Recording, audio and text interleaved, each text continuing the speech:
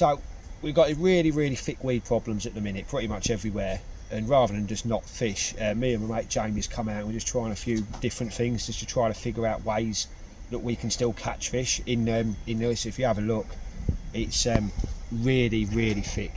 You know, it's pretty bad. But coming back to the rig, it's no reinventing the wheel or anything like that.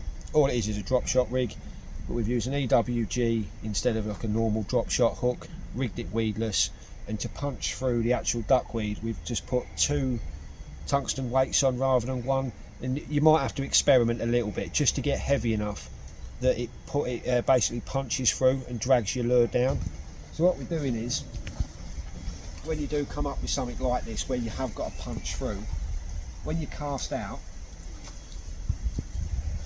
just hold your finger on the line with your bail arm open, and then just let your finger off, and then what you're waiting for is you're feeling the weight fall on the rod tip, and you just keep doing it, letting it a bit at a time, right there. We've hit the bottom.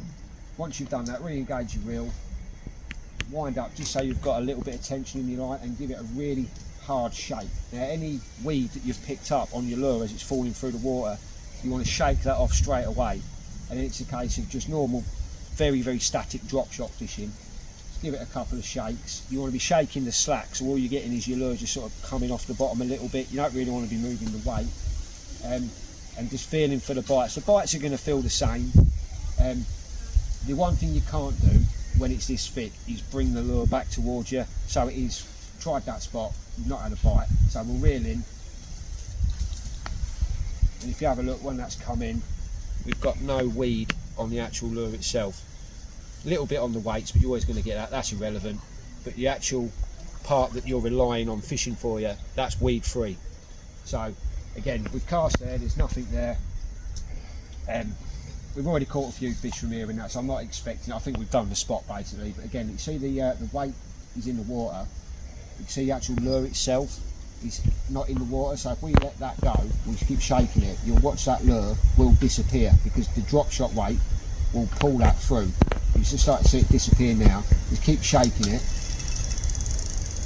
and it will. Sometimes it does take a little bit of, there you go, it's gone. So again, what we're doing now, we're feeling for it to hit the bottom. Line's tightened, we let a bit more line out, tightened again, a bit more line out. Now we're on the bottom. Shake the weed off, and then just again, a little bit of slack in the line. We're just shaking the slack, and then basically what we're looking for is just that line to twitch, and then we set the hook. And that's how we fish the drop shot in really thick weed like this. Like I say, it's not ideal. We shouldn't need to find ways to fish this, because this should never be an issue like it is.